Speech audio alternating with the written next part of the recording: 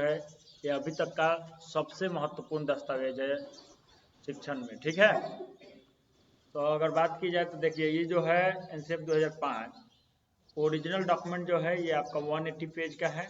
ठीक है, 180 पेज का है, ये ओरिजिनल जो है यही है।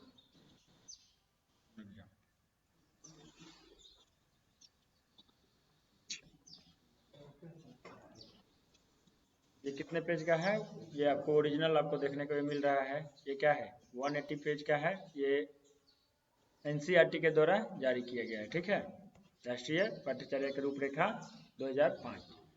ठीक है, समय है आपके पास, थोड़ा थोड़ा करके आप इसे भी पढ़ सकते हैं। ठीक है, ऐसे मूल चीज इसका जो है इसकी अभी हम बात करेंगे।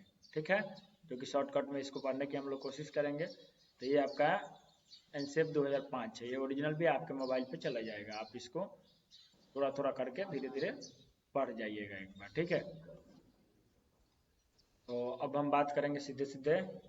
चलिए, हमारा जो मेन चीज़ है उसी की बात करेंगे। एनसीएफ 2005 में राष्ट्रीय पाठ्यचर्या की रूपरेखा की बात करेंगे। तो देखिए इसकी अध्यक्षता कौन किया था, प्रोफेसर यशपाल। इसकी अध्यक्षता कौन किया था, तो प्रोफेसर यशपाल। इसकी अध्यक्षता करने वाले कौन थे, तो प्रोफेसर यशपाल थे।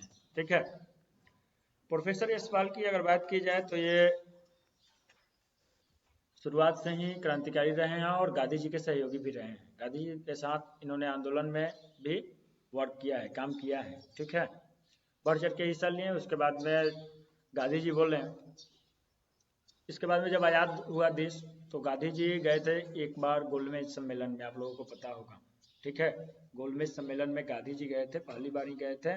उस समय अंग्रेजों ने कहा था कि हम आपके देश को कानून व्यवस्था दिए हैं, हम आपके देश को शिक्षा दिए हैं, नहीं तो आपका भारत तो सपेरों का देश था, आपके यहाँ कुछ नहीं था। ये सब का श्रेय हमें जाता है कि हमने आपके यहाँ ये सब चीजें लाई।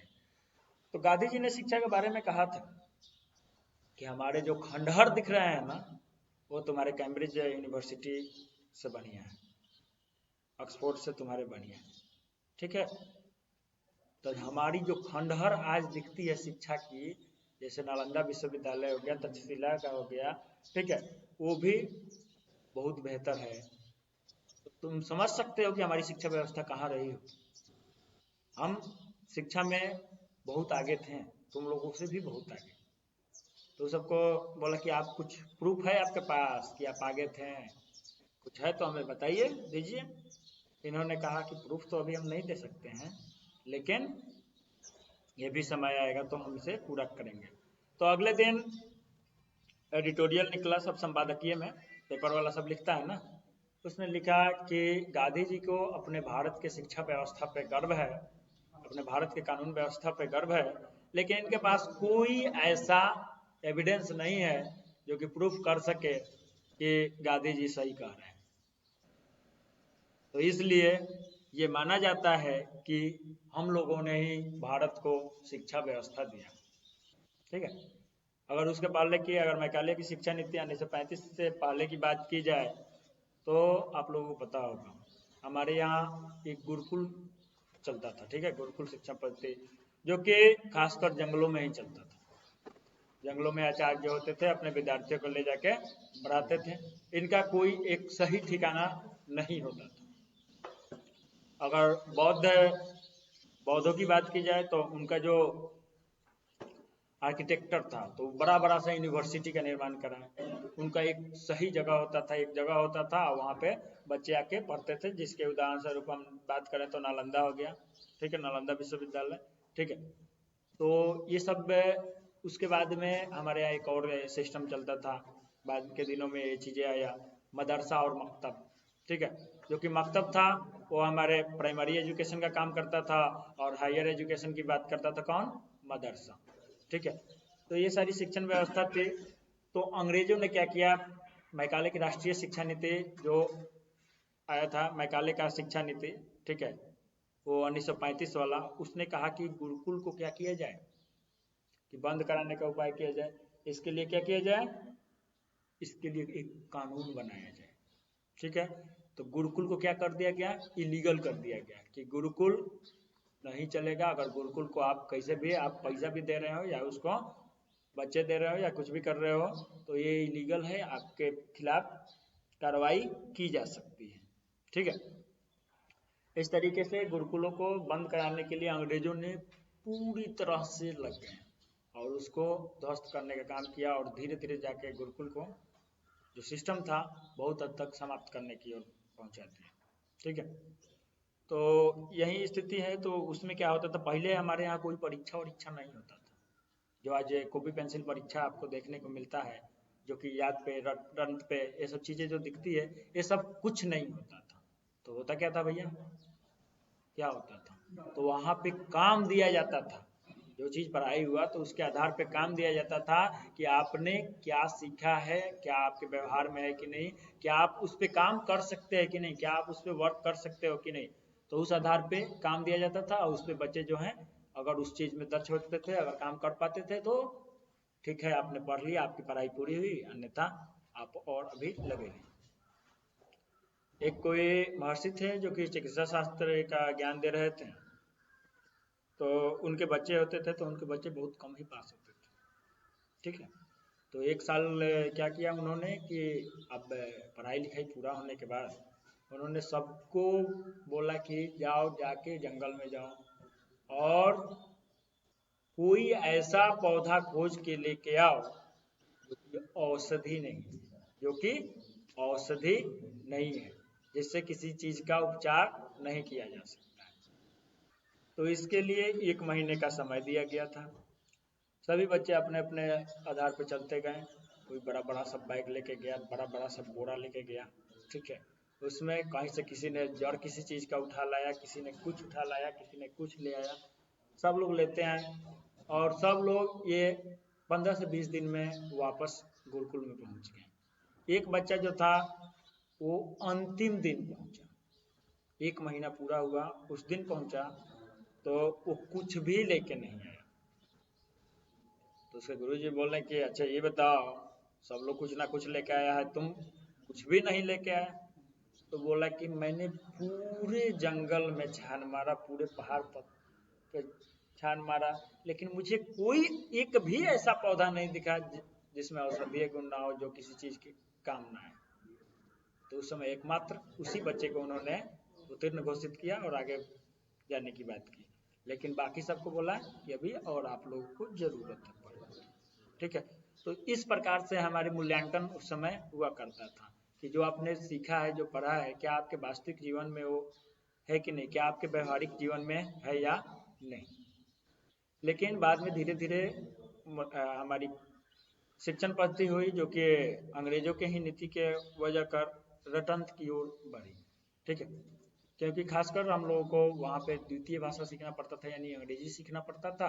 और अंग्रेजी किस लिए सिखाते थे, ताकि ब्रिटेन से कोई क्लर्क बन के भारत में नहीं आना चाहता था। ठीक है, तो इसलिए यहाँ पे ही यहाँ के लोगों से ही उसको क्लर्क चाहिए था। तो इसलिए क्लर्क बनाने के लिए आप लोगों को क्या किया, उसने अंग्रेजी सिखाया। इसलिए उसने अंग्रेजी सिखाया। और आज देश का दुर्भाग्य है कि हम अपनी मातृभाषा, हम अपनी भाषा को तवज्जो नहीं देते हैं, उसके जगह पे बोलते हैं कि हमें अंग्रेजी में सीखना है, अंग्रेजी सिखाना है। ठीक है, बच्चों के माता पिता को भी लगता है कि अगर अंग्रेजी में अगर बच्चा पढ़ेगा तो हमारा बच्चा अब वहीं कलेक्टर बन जाएगा। जब भी हम किसी भाषा में सीखते हैं, अगर हम अपनी मातृभाषा में सीखें तो वो ज्ञान अस्थायी होता है और उस चीज़ों को हम जल्दी समझ पाते हैं और सीख पाते हैं। ठीक है, तो अब आते हैं हम अपने एनसीएफ पे। तो इसकी अध्यक्षता कौन किया था, प्रोफेसर यशपाल। इनके द्वारा एक यशपाल कमेटी का रिपोर्ट आया था, यशपाल कमेटी 1992-93। ठीक है, जिसमें बिना बोझ के शिक्षा की बात की गई थी। ठीक है, लर्निंग विदाउट बर्डन की बात की गई थी। ठीक है, वहाँ से एक चीज यहाँ से निकल के आया था। अगर बात की जाए तो ये बालकों को क्या और कैसे, क्या क्यों और कैसे पढ़ाया जाए, ये इसकी बात कौन करता है, एनसीएफ 2005। इन्हीं विषय पर ध्यान केंद्रित करने हेतु एक दस्तावेज है, राष्ट्रीय पाठ्यचर्या के रूप 2005 का उद्धरण रविन्द्रनाथ टैगोर के निबंध एक है जो कि सभ्यता और प्रगति से हुआ है, जिसमें उन्होंने बताया था कि सृजनात्मकता उदार आनंद बचपन की कुंजी है। सृजनात्मकता उदार आनंद बचपन की कुंजी है। राष्ट्रीय पाठ्यचर्या की रूपरेखा 2005 का अनुवाद संविधान के 8वीं अनुसूची में दी गई सभी भाषाओं। 8वीं अनुसूची में कितनी भाषाएं हैं जी? 22 भाषाएं। ठीक है, तो 22 भाषाओं में इसका अनुवाद किया गया है। यह विद्यालय शिक्षा का अब तक का सबसे नवीनतम दस्तावेज है। अगर हम बात करें सभ्यता और प्रगति में क्या लिखा गया है, तो आइए हम उसको भी पहले एक बार पढ़ लेते हैं, उसके बाद हम उसको समझेंगे। ठीक है, तो आइए, ये रहा आपके सभ्यता और प्रगति।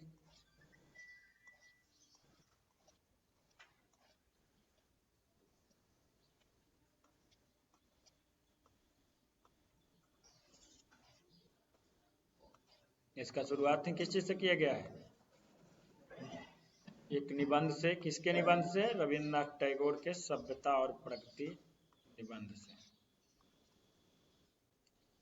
जो कि ये ओरिजिनल हमारा एनसीएफ है। इसमें इन चीजों को पूरा पूरा विस्तार से दिया गया है।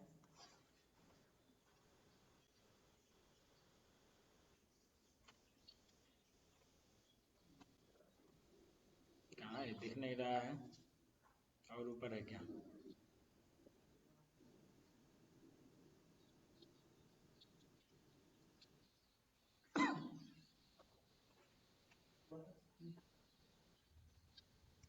चलिए, यशपाल की पहले एक बार इनकी कथन को पढ़ लिया जाए, प्रोफेसर यशपाल का।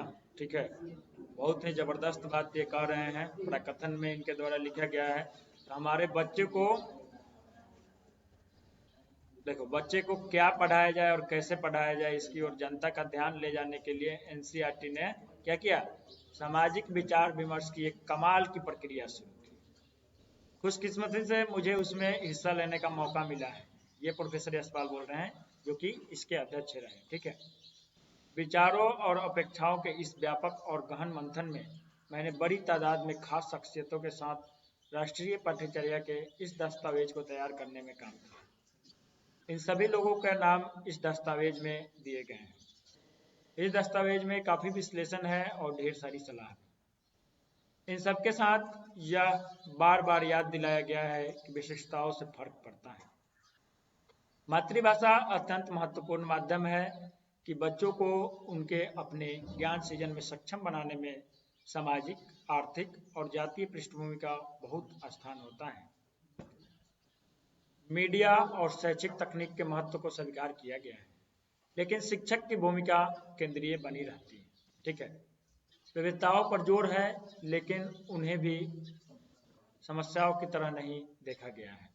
विविधताओं पर जोर दिया गया है और उनको समस्या की तरह नहीं देखना है, संसाधन के रूप में देखना है। इस बात को निरंतर स्वीकारा गया है कि सीखने की सामाजिक प्रक्रिया मूल्यवान है और उसके साथ समन्वित होकर औपचारिक पाठ्यचर्या में और अधिक समृद्धि आएगी।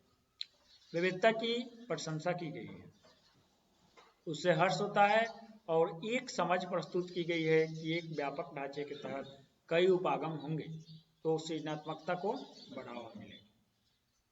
यह दस्तावेज बारंबार बच्चों की पाठ्यचर्या के बोझ के सवाल की ओर लौटता है।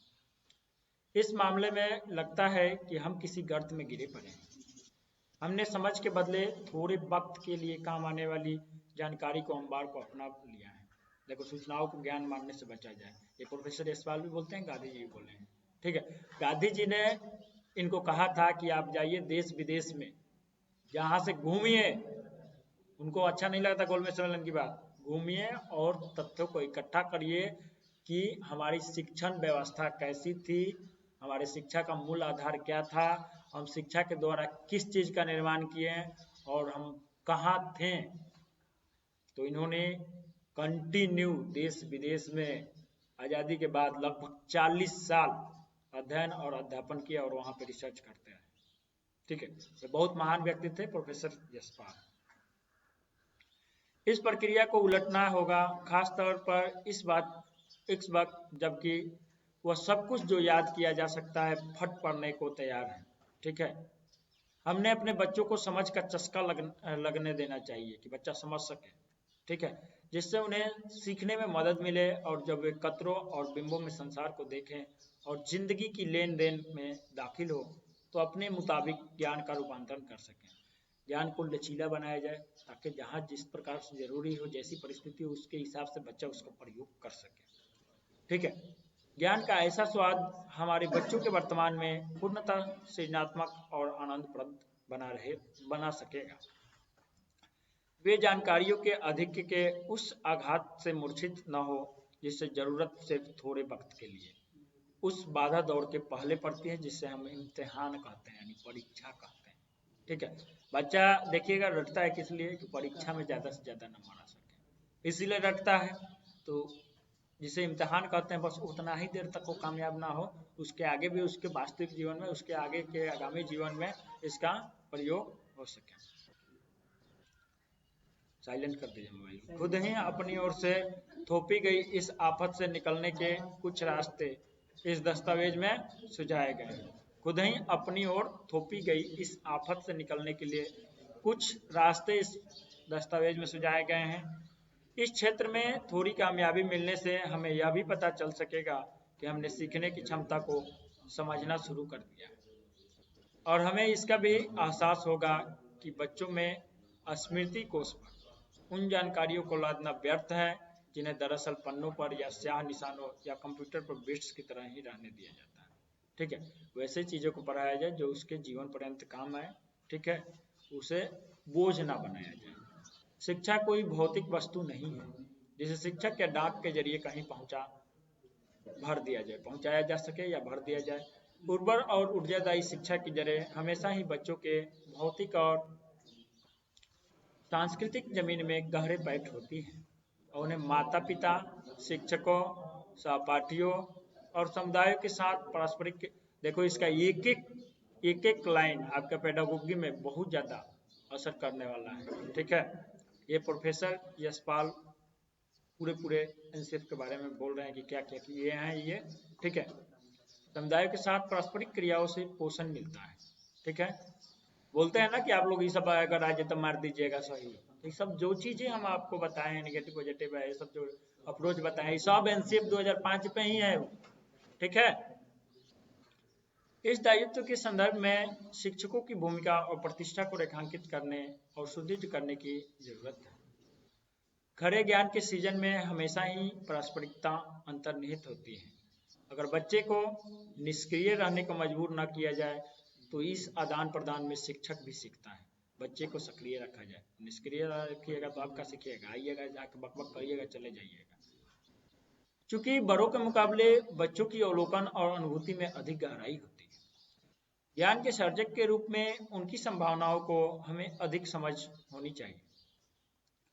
अपने अनुभव के आधार पर मैं दावे के साथ कह सकता हूँ कि जो भी थोड़ी बहुत मेरी समझ है उसका अच्छा खासा हिस्सा बच्चों के साथ मेरे संवाद का नतीजा है। यह दस्तावेज इस पहलू की भी पड़ताल करता है कि यह दस्तावेज इतना समृद्ध और व्यापक न होता अगर इसकी रचना प्रक्रिया से जुड़े सभी लोग एक खास तरह की ज्वाला से घेरे में न होते। मुझे नहीं मालूम कि यह लौ किसने सुलगाई, शायद किसी एक व्यक्ति ने नहीं, शायद यह एक ऐसे बिंदु पर घटित हुआ जब हम सबकी बेचैनी फट पड़ने की हद को पहुंच गई थी। इसमें शामिल ज्यादातर लोगों को लग रहा था कि अब बहुत हो चुका। शायद उनमें से कुछ का उत्साह संक्रामक था। दसियों साल पहले हमने जैसा चाहा था उस तरह चीजों के ना हो पाने का दोष दूसरों पर मरने का लालच तो होता है, लेकिन हमने दोषारोपण के जहाँ पे है और ऊपर नीचे ऊपर, शायद उनमें से कुछ का उत्साह संक्रामक था। ठीक है, मतलब एक दूसरे से मिलते जुलते आगे बढ़ने वाला चीज, मतलब एक से दूसरे में, दूसरे से तीसरे में, तीसरे से चौथे में। ठीक है, एक से दूसरे में, दूसरे से तीसरे में, इसी चीज को संक्रामक कहा जाता है। अगर रोग की भी बात करते हैं ना, क्या कहते हैं, एक दूसरे से फैलता है, छुआछूत से फैलता है, एक से दूसरे में, दूसरे से तीसरे। वैसे ही संक्रामक मतलब ये विचारों की संक्रामक मतलब एक से दूसरे में, दूसरे से तीसरे में, तीसरे से चौथे में। ठीक है, देखिए 10 साल पहले हमने जैसा चाहा था उस तरह चीजों के ना हो पाने का दोष दूसरों को मरने का लालच तो होता है, लेकिन हमने दोषारोपण के इस खेल से बचने की कोशिश की है। शायद इस वजह से भी कि किसी न किसी रूप में हम सभी इसके लिए जवाबदेह हैं। हम में से ज्यादातर लोग जिम्मेदार हैं, क्योंकि उस समय मध्य वर्ग के सदस्य जो इस मुल्क की जनता से भावनात्मक रूप से खुद को अलग करता है गया है। इस दस्तावेज में बहुलता, समता और न्याय जैसे शब्दों की बारंबारता मुझे असाधारण मालूम पड़ी है। मैं नहीं मानता हूं कि ये किसी राजनीतिक शब्द आडंबर का हिस्सा है, क्योंकि हमने अपने सुदीर्घ विचार विमर्श में राजनीति पर बहुत कम बात की है। मुझे भरोसा है कि ऐसा इसलिए हो पाया क्योंकि हमें यह विश्वास हो गया था कि वर्तमान में वंचित हमारे 3/4 लोगों में हमारी शक्ति है। सामाजिक रूप से अर्जित उनकी क्षमताओं और हुनर और हमारे शैक्षणिक संस्थानों के लक्ष्यों से मिल से ही प्रतिभाओं और कौशलों में विशिष्ट उत्कृष्टता हासिल की जा सकती है। यह दस्तावेज इस दिशा में आगे बढ़ने के रास्ते या उपाय या तरीके सुझाता है। यहाँ सुझाई गई कुछ व्यवस्थागत तब्दीलियों से जरूर ही इसमें मदद मिलेगी। मुझे उम्मीद है कि हम समान स्कूल पद्धति, काम और शिक्षा तथा बच्चों का उनके घर और परिवेश की भाषा के साथ औपचारिक शिक्षा में प्रवेश जैसे विचारों पर सक्रिय रूप से कुछ कर सकते हैं। हम इस जिम्मेदारी से आतंकित नहीं हैं। हमें लगता है कि यह सब किया जा सकता है। मैं उम्मीद करता हूं कि यह कोशिश हमारे बच्चों की शिक्षा के लिए आज़ादी की एक मुहिम शुरू कर सकेगी। हमने अपने आप को जिनके हवाले कर दिया है वैसी कुछ तानाशाहियों से दूर ले जाने की मुहिम। ठीक है, तो ये यशपाल बोलते हैं, प्रोफेसर यशपाल बोलते हैं। ठीक है, ये शुरुआत हुआ है सभ्यता और प्रगति निबंध से, जो कि अभी हम लोग देखेंगे। इधर देखो, इसमें 1993 के शिक्षा बिना बोझ के रपट की रोशनी में विद्यालय शिक्षा को राष्ट्रीय पट्टाचार्य की रूपरेखा में इसकी बात की गई है। ठीक है, चाहे वो 2000 हो चाहे 2005 हो। ठीक है, शुरुआत यहीं से होता है। प्रोफेसर यशपाल कमेटी का रिपोर्ट था वो भी। ठीक है, शिक्षा बिना बोझ के 1993 में इनके द्वारा दिया गया था। ठीक है, और इनके द्वारा कार्य योजना POA 1992 में दिया गया था, ये भी प्रोफेसर यशपाल के द्वारा ही। ठीक है, और 1986 में भी राष्ट्रीय शिक्षा नीति 1986 में भी इनका रोल देखने को मिलता है। ठीक है, हमारे शिक्षा व्यवस्था में हर जगह इनका रोल हमें देखने को मिलता है। ठीक है, देखो पूरा ही किताब में कुछ पढ़ो ना पढ़ो, लेकिन ये चीज़ सार संक्षेप जो है ये आप जरूर पढ़िएगा। ठीक है, आपको हम भेज देंगे छुट्टी के बाद। ठीक है, इसको आप जरूर पढ़िएगा, इससे आपको बहुत सारी चीज़ें जो हैं ठीक होगी। और एक चीज़ आपको और बताते हैं, चलो ऐसे अपने से बता देगा सभ्यता और प्रगति में क्या कहता है, कहाँ खोजे, चलो बाद में पढ़ लेना आप लोग। देखो, सभ्यता और प्रगति में जो रविन्द्रनाथ टैगोर ने लिखा है, इन्होंने लिखा है कि जब हम बचपन में थे तो हमारे साथ बहुत सारे बच्चे खेला करते थे। ठीक है, जिसमें सब लोग हम लोग अपने से कभी मिट्टी के बनाते थे, कभी लकड़ी के बनाते थे खेलने वाला चीज़। ठीक है, उससे सभी लोग मिलजुल के खेलते थे, सभी एक दूसरे से बातचीत करते थे, एक दूसरे में क्या होता था खूब बढ़िया से लगे रहते थे। लेकिन क्या हुआ कि एक दिन किसी बच्चे के लिए किसी के माता पिता ने क्या किया, एक बाजार से खिलौना लेके आया, मॉडर्न खिलौना, आधुनिक खिलौना लेके आके दिए। ठीक है, जिससे क्या हुआ, उस बच्चे के अंदर क्या हुआ कि हम तो सबसे श्रेष्ठ हो गए, हमारे पास ये वाला खिलौना हो गया, हम किसी दूसरे को नहीं दिखाएंगे, हम दूसरे को इस खिलौने के साथ नहीं खिलाएंगे। ठीक है, हम दूसरे से बात नहीं करेंगे। तो इससे क्या हुआ कि वो जो है बाकी सबसे कट गया। ठीक है, बाकी सबसे क्या हुआ, कटा कि नहीं कटा, अलग हो गया है। बाकी सब जो उसमें साथ, यानी कि उसका बचपन छीनने वाला ही काम हुआ ना। अगर ऐसा होता तो वो और अच्छा करता, उसकी सृजनात्मकता को छीनने वाला बात किया गया। ठीक है, वो अपने आप को खास समझने लगा। ठीक है, बाकी सबसे अलग समझने लगा। तो इसलिए रविन्द्रनाथ टैगोर ने कहा है कि सृजनात्मकता उदार आनंद बचपन की कुंजी है। ठीक है, तो इसलिए बच्चों को खुद करने दीजिए, खुद से बनाने दीजिए, खुद। ठीक है, ये अगर किसी बच्चे के अंदर ये आ जाएगा, बाकी सबके अंदर भी थोड़ा सा दिक्कत होगा कि भाई हमरा के खिलौना नहीं देखा होता है कि नहीं होता है, कि उसके पास है ये वाला खिलौना है, ये उड़े वाला है, तो ये है वो है।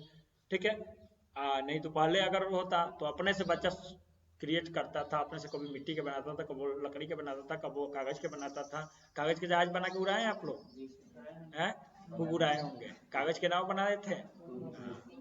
ठीक है, लगता था कि एकदम कश्ती के मालिक हम ही हैं, लगता था ना कि हम ही हैं। तो देखो, उदारानंद की बात किया है। ठीक है, सृजनात्मकता उदारानंद बचपन की कुंजी है। देखो, ये NCF 2005 जो है ये 5 मार्गदर्शक सिद्धांतों पे आधारित है। ठीक है, इसमें क्या कहा गया है कि ज्ञान को स्कूल के बाहरी जीवन से जोड़ा जाए। ज्ञान को स्कूल के बाहरी जीवन से जोड़ा जाए। ठीक है, ज्ञान को चार दीवारी तक सीमित न रखा जाए। ज्ञान को क्या किया जाए? स्कूल के बाहरी जीवन से जोड़ा जाए। ठीक है, पढ़ाई को रटंत प्रणाली से मुक्त किया जाए। अगर आप बचपन में जाइए, अगर आप खुद सोचिए या अभी भी सोचिए ना, आपको कबो रटना अच्छा लगता है क्या? है? तो जब एनसीएफ आ गया तो हम रटने की बात करेंगे क्या? बिल्कुल नहीं। रटने से मुक्त कर देना, एकदम रटवाना है ही नहीं। ठीक है, अभी आज तक आप लोगों को भी हम रटवाए हैं? आज तक आपको लगा है कि हमको वो रट के आए हैं? कौन? तुम रटते थे ना, हम नहीं रटते थे। ठीक है, तो ना हम रटते हैं ना रटवाते हैं, और ना मुझे याद है आज भी आपके सामने दिखा के आपको पढ़ा रहे हैं। रटे होते तो आपको बोलते कि ना बोलते? बोल सकते थे आराम से। तो रटने वाला काम नहीं करना है। ये कंसेप्ट विकसित करिए अपने अंदर कि एनसीएफ 2005 के 5 को मार्गदर्शक सिद्धांत जानने में कौन? ज्ञान को स्कूल के बाहरी जीवन से जोड़ा जाए। दूसरा, पढ़ाई को रटंत प्रणाली से मुक्त कर दिया जाए। अब पाठ्यचर्या जो हो ये पाठ्य पुस्तक केंद्रित न रह जाए, इसका ध्यान रखा जाए। देखो, पाठ्यचर्या और पाठ्य पुस्तक की थोड़ी सी हम बात करेंगे। पाठ्यचर्या और पाठ्य पुस्तक में क्या होता है? देखो, पाठ्य पुस्तक में जो हमारी पाठ्य पुस्तक है वहीं तक है। ठीक है, अब पाठ्यचर्या में हमारी पाठ्य पुस्तक, इसके अलावा जो भी हम शैक्षिक गतिविधि करते हैं, ठीक है, जितनी सारी गतिविधि है शैक्षिक, स्लिप ऑफ पेन हो जा रहा है, जितने शैक्षिक गतिविधि हैं ये सब चीजें इसमें होती है। ठीक है, सिर्फ पाठ्य पुस्तक और पढ़ाई लिखाई तक ही सीमित नहीं होता है। ठीक है, पाठ्यचर्या जो है एक व्यापक शब्द है। ठीक है, और पाठ्य पुस्तक जो है ये सिर्फ अपना जो ये कंटेंट है पाठ्य पुस्तक में वहीं तक सीमित है। इसमें कंटेंट के अलावा भी जितने चीज होता है आपके विद्यालय में, सब चीज आपके पाठ्यचर्या में सम्मिलित होती है। ठीक है, कक्षा कक्ष को गतिविधियों से जोड़ा जाए एवं इसे लचीला बनाया जाए। कक्षा कक्ष में सिर्फ कॉपी पेन वाला बात ना, बच्चा कर के सीखे, करे। ठीक है, बोलिए का पाठ्यचर्या? अभी तो वह बताएं पाठ्य पुस्तक में। सुनो, ध्यान दो, पहले ध्यान से सुनता नहीं है।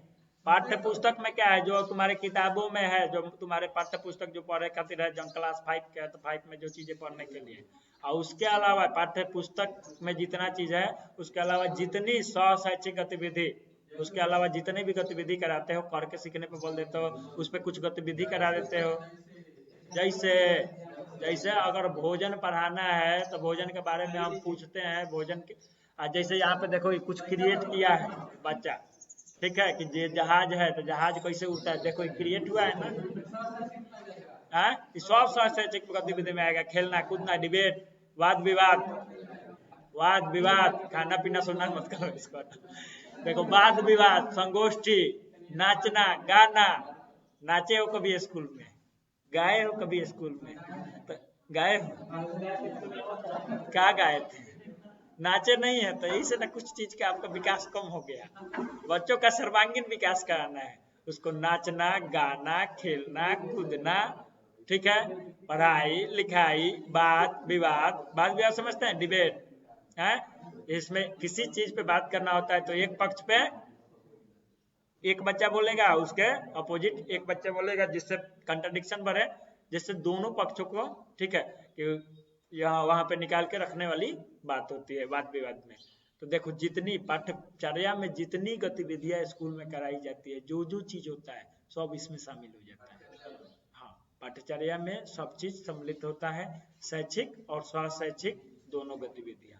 ठीक है, ये आपके पाठ्यचर्या में सम्मिलित होता है। अब पाठ्य पुस्तक में सिर्फ शैक्षिक गतिविधि होती है, सिर्फ शैक्षिक चीजें होती है जो कि पाठ्य पुस्तक से संबंधित सिर्फ होती है, और पाठ्यचर्या में शैक्षिक और शैक्षिक, ठीक है, दोनों होता है।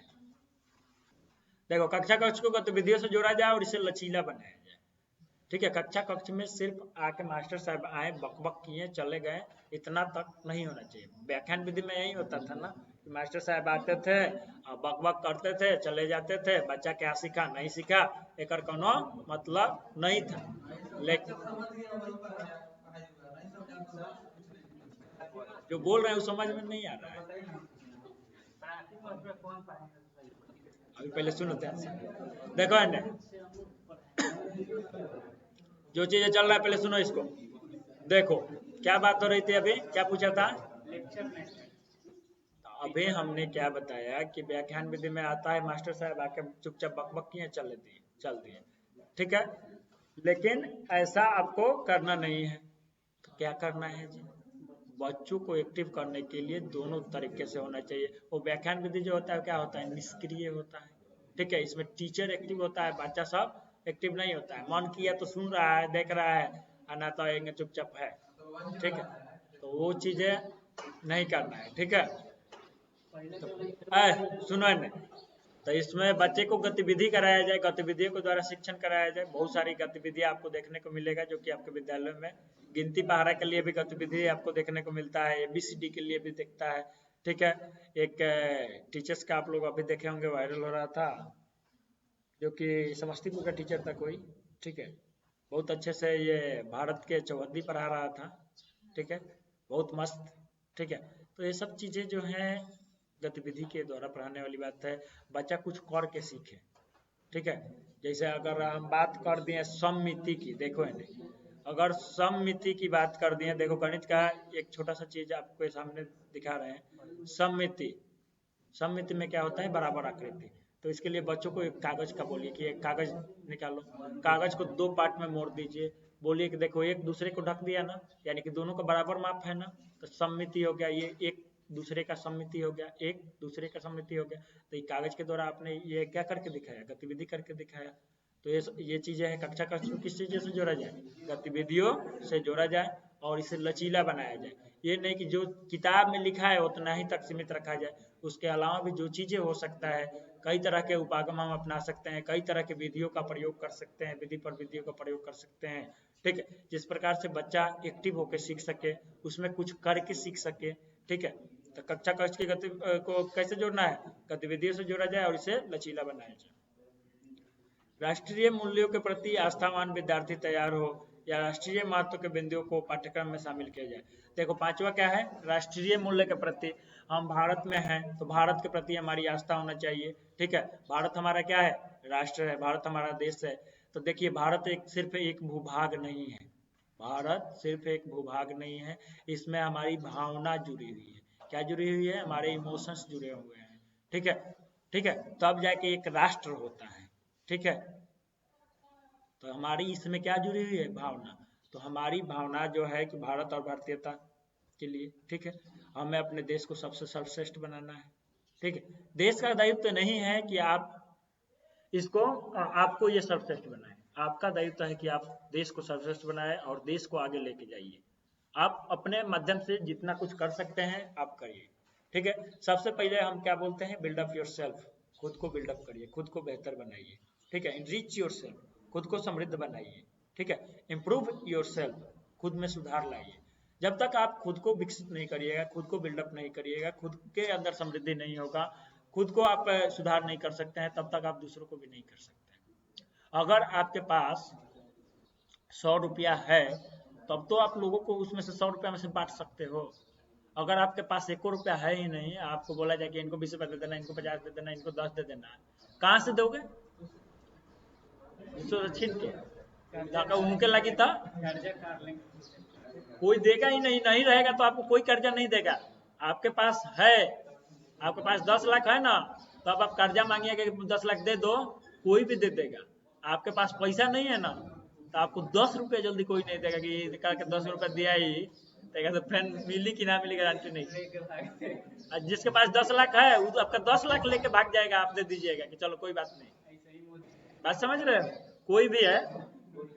तो देखो तो यही चीजें हैं, आपको इसलिए बोल रहे हैं बिल्डअप योर सेल्फ, अपने आप को बनाइए, बेहतर बनाइए, ठीक है। इनरिच योर सेल्फ, खुद को समृद्ध बनाइए, ठीक है। इम्प्रूव योर सेल्फ, खुद में सुधार लाइए। जब ये खुद में इतना चीज आप कर लीजिएगा तब जाके आप अपने घर परिवार के लिए भी कुछ कर सकते हैं। उसके बाद में आप अपने समुदाय के लोगों के बारे में, अपने आसपास के लोगों के बारे में, उसके बाद में आप थोड़ा सा और आगे बढ़िए, फिर जिला स्तर, राज्य स्तर और अपने देश स्तर पे, उसके बाद में अंतर्राष्ट्रीय स्तर पे आप अपना योगदान दे सकते हैं। ठीक है, तो पहले खुद में लाओ तब ना दूसरे में। ठीक है, तो ये चीज तो राष्ट्रीय मूल्य के प्रति आस्थावान। ठीक है, हमारे पढ़ने पढ़ाने का मतलब ये नहीं कि भारत में ही रह के लोग बोले कि भारत अच्छा नहीं है, हमें भारत से अलग होना है। जैसे खालिस्तान में ये मांग चल रही है, अभी तो शांत है, जम्मू कश्मीर में आपको देखने को मिलता है, नॉर्थ ईस्ट में। तो नॉर्थ ईस्ट का कारण भी है कि हमारी जो भी सरकारें रही वो उस पर ध्यान नहीं दी। अभी 2014 से नॉर्थ ईस्ट के राज्यों पर ध्यान दिया है मोदी गवर्नमेंट ने, एक काबिल तारीफ है। ठीक है, नहीं तो इसके पहले अगर कांग्रेस की सरकार देखा जाए तो ये नॉर्थ ईस्ट के राज्यों पे, यानी कि जो 7 राज्य हैं, इस पे विशेष ध्यान कभी नहीं दिया गया। ठीक है, जिसके वजह कर वे लोग बोलते थे कि हमें आपके देश के साथ नहीं रहना है। ठीक है, अगर बात की जाए आज़ादी के योगदान में तो उनका भी योगदान रहा है। सुभाष चंद्र बोस मणिपुर ही सबसे पहले आके शुरुआत किए थे। ठीक है, आज़ादी की फौज मणिपुर आया था, नागालैंड आया था। तो अब बताइए, उस समय जब वहाँ के लोगों ने इतना साथ दिया तो क्या आज नहीं देता? इसमें सरकार गैर जिम्मेदार रही है, अपनी भारत की सरकार कहीं ना कहीं, जिसके वजह कर उन लोगों का मोह भंग हुआ। जिसके बाद आप भाजपा लगाते हो, आप वहाँ पे पैरामिलिट्री को पावर दे दिए हो कि जिसको मन करे उसको उठा लो। ठीक है, जिसको मन करे उसे उठा लो, और उठा के उसे पूछताछ कर सकते हो, उसको मार सकते हो और उसको गोली भी मार सकते हो। तो क्या आप कभी किसी पे दबाव डाल के किसी को अपने साथ रख सकते हो? क्या नहीं रख सकते हो। आप उसके लिए क्या कर रहे हो, अगर उसको लगे कि मेरे साथ अगर अच्छा हो रहा है तो वो आपको अच्छा करेगा। ठीक है, हमने सुना है वहां पे 5-5 हजार के लिए मर्डर वहां पे हो जाता है, तो कौन करता है? तो वहां पे जो लोग हैं वही लोग करते हैं। वहां पे किसी को भी दे दो कि ये हमारा दुश्मन है, 5,000 रुपये आप ले लीजिए, उसका फोटो दे दो, वो मार देगा। और उसके साथ में 2-4 को चाइनीज और विदेशी जो है हथियार वगैरह रख देगा, फोटो खींच लेगा, डाल देगा कि ये मुठभेड़ में मारा गया। तो ये चीजें गलत है, बिल्कुल गलत है। ठीक है, तो ये चीजें होनी नहीं चाहिए। आप किसी पे दबाव ना बनाए, आप उसको सुविधा दीजिए, उसके लिए काम करिए, वो कभी आपसे दूर जाना नहीं चाहेगा। ठीक है, तो ये चीजें भी गलत है। और ये अगर वे भी अगर हथियार उठाने वाली बात कर रहे हैं, ठीक है, कि हम लड़के ले लेंगे, तो ये सब चीजें गलत है।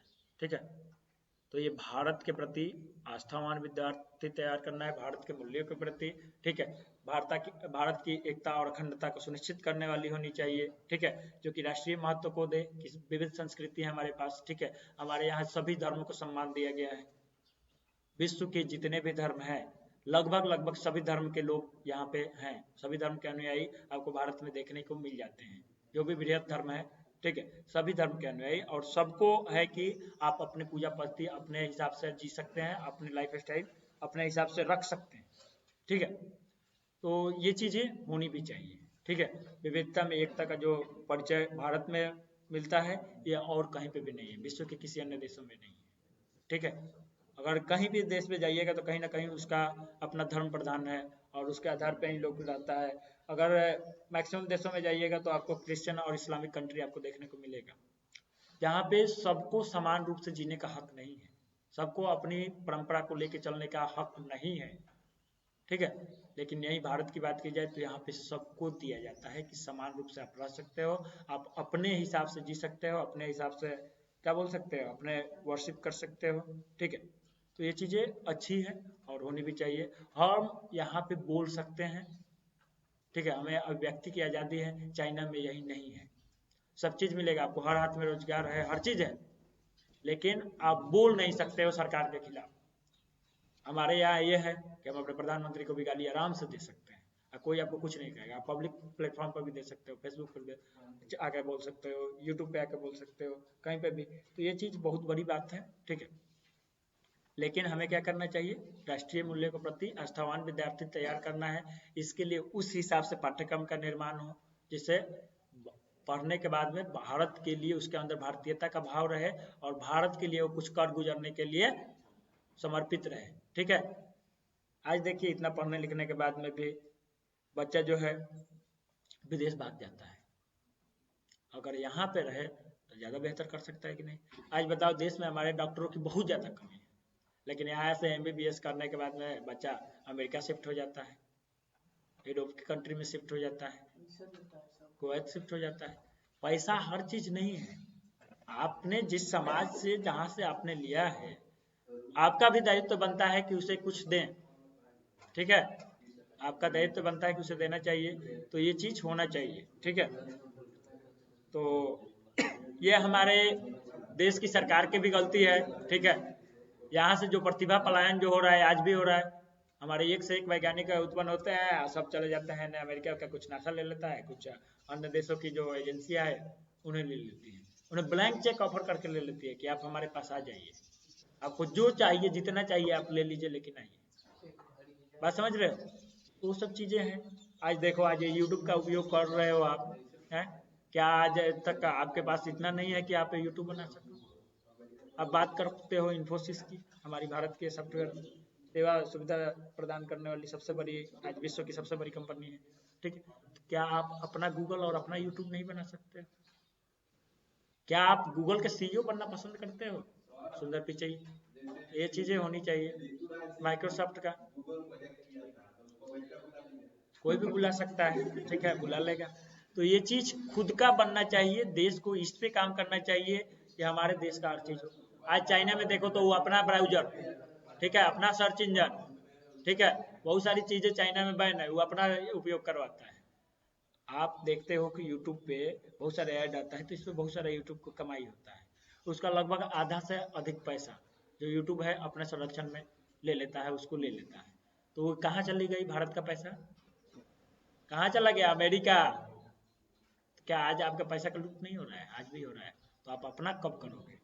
ये चीज होना चाहिए। हमारे जो भी एक से एक बढ़ के विद्वान होते हैं, ये उस कंपनी में नौकरी करने पर लग जाते हैं, अपना शुरू करने में नहीं लग जाते हैं। तो ये चीज होना चाहिए कि हमें अपना बनाए, ठीक है। तो वो दिन भी आएगा, ठीक है, धीरे धीरे थोड़ी सी समय लगेगी जरूर, लेकिन हम आगे बढ़ रहे हैं। जो कि आज अंतरिक्ष में भी हम अपना पैठ बना चुके हैं, आपको तो पता ही है, ठीक है। विश्व के 3-4 ऐसे शक्तियों में आज भारत भी आता है, ठीक है, महाशक्तियों में, ठीक है। हम उपग्रह को आसमान में ही उड़ा सकते हैं, प्रक्षेपित भी कर सकते हैं, उसको मार भी सकते हैं।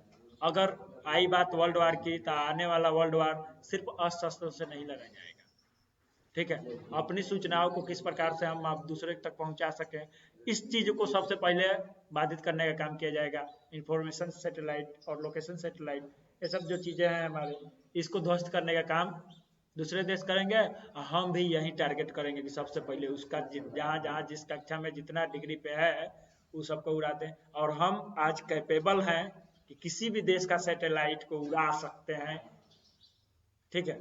तो ये एक बहुत बड़ी उपलब्धि है हमारे लिए। तो ये सब चीज़ें हमारे शिक्षा व्यवस्था में दिन प्रतिदिन होते जा रहे सुधारों के वजह कराया है। नहीं तो मैं काले कभी नहीं सोचा था कि भारत भी इतना आगे फिर कभी बढ़ पाए, लेकिन दिन प्रतिदिन हमारे शिक्षा व्यवस्था में सुधार हुआ है, ठीक है। तो ये 5 मार्गदर्शक सिद्धांत है, फिर से एक बार ध्यान दीजिएगा। ज्ञान को स्कूल के बाहरी जीवन से जोड़ा जाए, पढ़ाई को रटंत से मुक्त किया जाए, पाठ्यचर्या पाठ्य पुस्तक केंद्रित न रह जाए, ठीक है, कक्षा कक्ष में गतिविधियों को जोड़ा जाए और इसे लचीला बनाया जाए। राष्ट्रीय मूल्यों के प्रति आस्थावान विद्यार्थी तैयार हो या राष्ट्रीय महत्व के बिंदुओं को पाठ्यचर्या में शामिल किया जाए, ठीक है।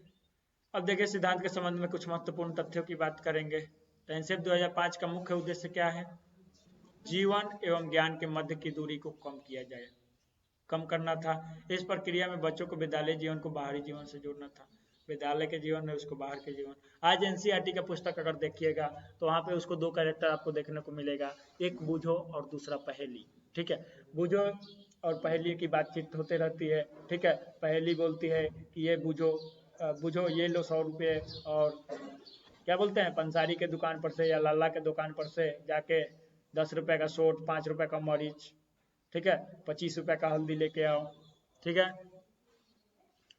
तो लाला क्या करता है कि सामान दे देता है और बच्चे को वापस 40 रुपये देता है, ठीक है। तो आता है और बताता है पहेली से, बूझो कि देखो दी, देखो पहली ये क्या है कि बूझो ने ये लाला ने सामान लेने के बाद 5 रुपया 10 रुपया और 25 रुपया का मैंने सामान ले लिया और 100 रुपया मैंने दिया, तो उसने क्या किया है 40 रुपया ही मुझे वापस किया। वो बोलती है कि नहीं तुम्हारा 5 10 15 25 कितना 40 रुपये का सामान हुआ, तो 100 रुपया तुमने दिया तो उसको 60 रुपया वापस करना चाहिए था। ठीक है, लाला ने तुम्हें क्या किया है कम पैसे दिया है, फिर से जाओ लाला के दुकान पे और ये पर्ची मेरा दिखाना और उससे 20 रुपया और वापस लेके आओ।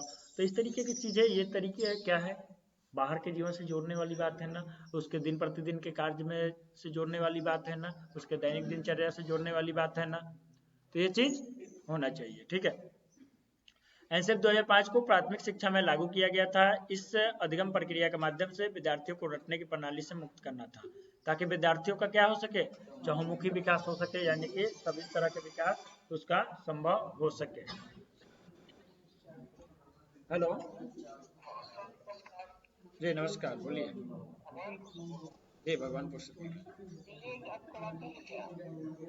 हाँ हो जाएगा, बात करिए थोड़ा आधा घंटा के बाद। ठीक है ओके। देखिए एनसीएफ 2005 को प्राथमिक शिक्षा में लागू किया गया था। इस अधिगम प्रक्रिया के माध्यम से विद्यार्थियों को रटने की प्रणाली से मुक्त करना था, ताकि विद्यार्थियों को कैसे क्या हो सके चहुमुखी विकास हो सके, यानी कि सभी तरह का विकास हो सके, यानी कि सर्वांगीण विकास हो सके, बच्चों का सर्वांगीण विकास सुनिश्चित किया जा सके। इसलिए एनसीएफ 2005 को लागू किया गया था, रटंत को अंत कर दिया गया था। रटंत का क्या कर दिया गया था, अंत कर दिया गया था।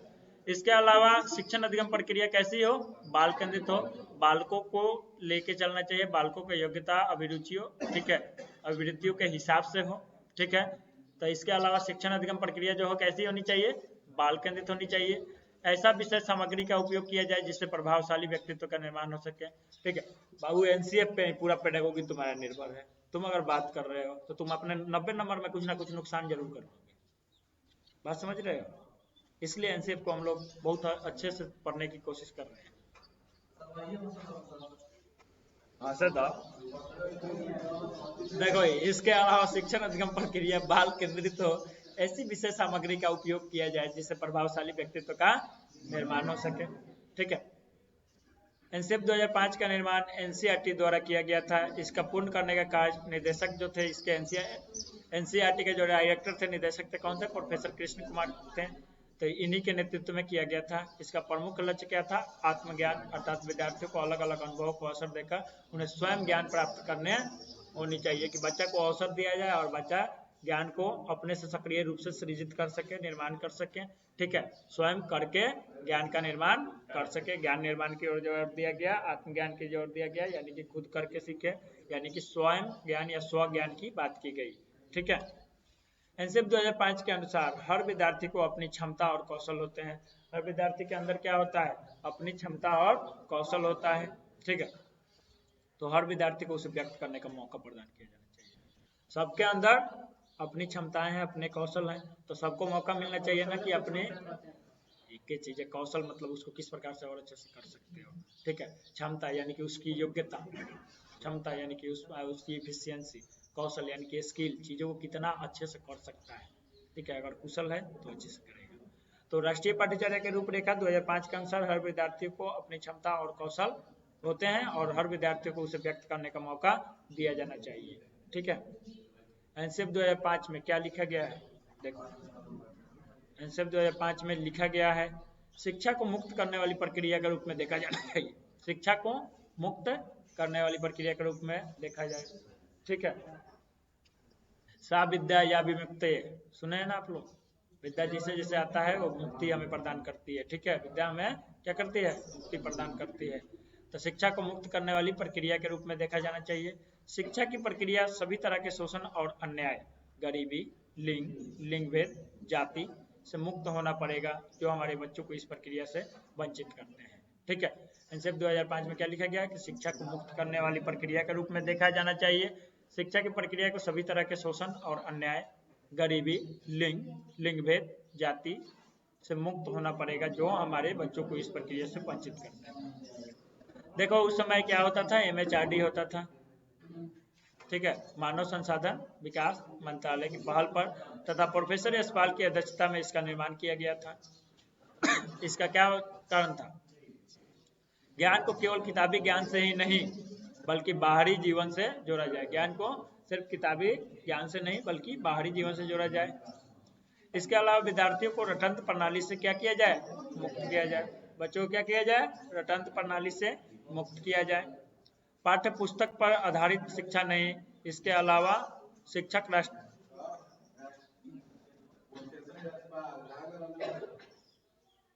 नहीं बता सकते हैं, याद नहीं है। चलो ये पूछा भी नहीं जाएगा। और बोलो, तुम ही बता दो कहाँ के रहने वाले थे। मुझे नहीं पता है, ये एकदम प्योर भारतीय थे, ये तो बात मुझे पता है। ठीक है, आगे देखो। हल्ला। पाठ्य पुस्तक पर आधारित शिक्षा ना रह जाए, इसके अलावा शिक्षा राष्ट्रीय मूल्यों के प्रति आस्थावान विद्यार्थियों को तैयार करे। ठीक है, राष्ट्रीय मूल्यों के प्रति आस्थावान। अब देखो एनसीईआरटी 2005 के अंक पूछो।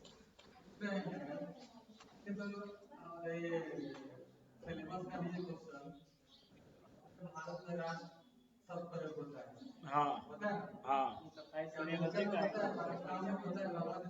सब जगह होता है। और बोलो, वो अपना नेशन बोलता है। ठीक है, देखो एक चीज, संविधान जब पढ़ोगे ना तो वहां पे आपको देखने को मिलेगा, जहाँ पे देखो एक भूमि का तो टुकड़ा होना ही चाहिए। ठीक है, इसके अलावा अगर उसमें भावना आ गई तो राष्ट्र हो गया। राष्ट्रवाद के वजह कर ही ब्रिटेन ने बाकी सबको उपनिवेश बनाया था। ठीक है, उग्र राष्ट्रवाद एक चलता था उस समय। ये सब इतिहास और संविधान की बातें हैं, अभी इसकी बात हम नहीं करेंगे, चुपचाप बैठो। ठीक है, हिस्ट्री और संविधान ये दोनों की बात होगी यहाँ पे, तब वहाँ पे उसकी हम बात करेंगे। अगर संविधान भी पढ़ना होगा तब भी हम उसकी बात करेंगे। ठीक है, देखो राज्य की बात होती है, एक राष्ट्र की बात होती है। ठीक है, तो ये सब चीजें होती है। क्या क्या होना चाहिए? भूभाग होना चाहिए, संप्रभुता होना चाहिए, और एक चीज होना चाहिए तो आपका वो क्या होता है? एक राज्य बनता है, स्टेट बनता है। और उसमें अगर भावना हमारी जुड़ गई वहाँ के रहने वाले लोगों की उसके प्रति, तो वो हो जाता है राष्ट्र। ठीक है, तो वो चीजें संविधान की है। ठीक है, अगर संविधान हम लोग पढ़ेंगे ना तो अगर चीज के खूब बढ़िया से पढ़ेंगे। हमारा तो अभी संविधान पढ़ना नहीं है, अभी हम पढ़ रहे हैं एनसीईआरटी 2005। तो एनसीईआरटी 2000 देखो राज्य हो गया, राज्य में अगर भावना जुड़ गया तो ही राष्ट्र हो गया। राष्ट्र को ही अंग्रेजी में नेशन बोला जाता है। हाँ, देखो उन्हें विकिपीडिया होकर चल रहा है। एनसीईआरटी 2005 के अंग और भाग की बात करेंगे तो राष्ट्रीय पाठ्यचर्या के रूपरेखा 5 भागों में बांटकर वर्णित किया गया है। राष्ट्रीय पाठ्यचर्या के रूपरेखा कितने भागों में बांट कर वर्णित किया गया है जी? तो 5 भागों में बांट कर वर्णित किया गया है। पहले क्या है? परिप्रेक्ष्य। दूसरा क्या है?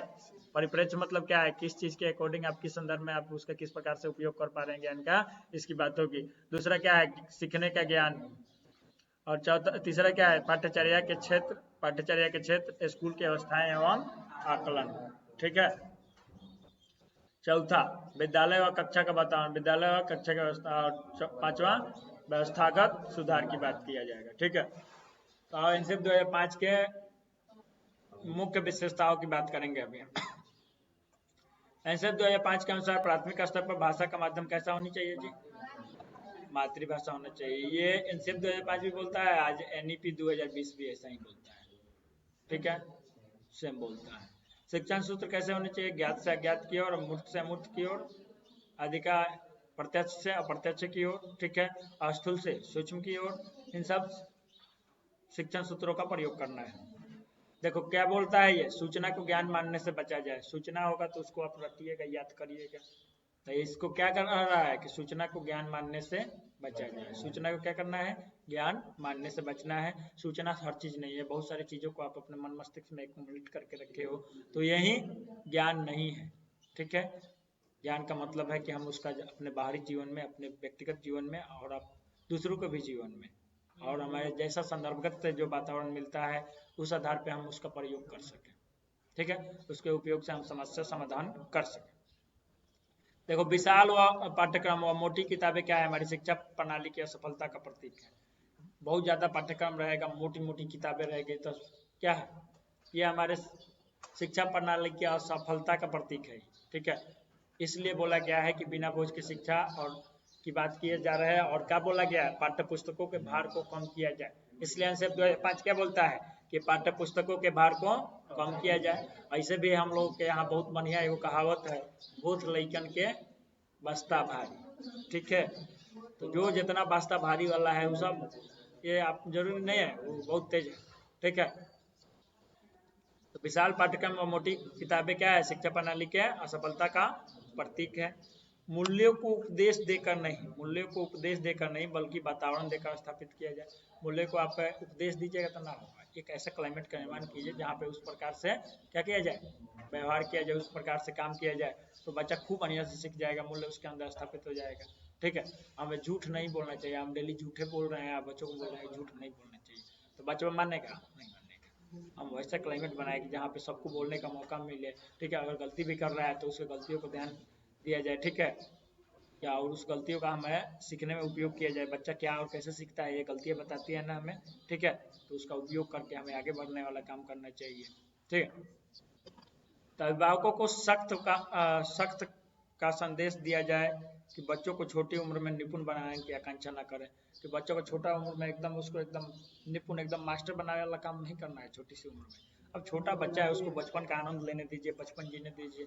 आजकल तो देखते हैं कि बचवा लौटाता भी नहीं है। पहले हम लोग के यहाँ शुरुआत में अगर नहीं कुछ मिलता तो एक कैली लौटा के यहाँ से कुछ दूर एक कैली जाएगा। ठीक है, उस साइड रोल पूरा एकदम मिट्टी से पूरा भर और के एकदम उठेगा, फिर जा के चलेगा। तो इससे क्या होता था, बच्चे के अंदर स्टेमिना बनता था। ठीक है, रोग प्रतिरोधक क्षमता का विकास होता था। ठीक है, तो ये सब अब कहाँ है, सब खत्म हो गया। अब तो बचवा के माटी ना लगे के चाहिए, अब चप्पल पहन के जा, तो जूता पहन के जा, इतना सब। अरे देखो, अगर चप्पल आप भी खोल के चलते हो, ठीक है, तो ये अर्थिन मिलता है, ये आपके शरीर के लिए बड़ी जरूरी है। ठीक है, बहुत सारे रोग बीमारी नहीं होगा अगर खाली पैर आप घूमते हैं तो। ठीक है, पैर में हम हमारी जितनी नसें हैं, पूरे शरीर में जितना चीज है सबसे जुड़ा हुआ है। अगर ये कभी कंकर पर पड़ेगा, कभी पत्थर पर पड़ेगा, तो एक प्रेशर पॉइंट खूब बढ़िया काम करेगा। बात समझ रहे हो ना, तो एकदम आप तरोताजा महसूस करोगे। ठीक है, घूमो, पैदल घूमो। ठीक है,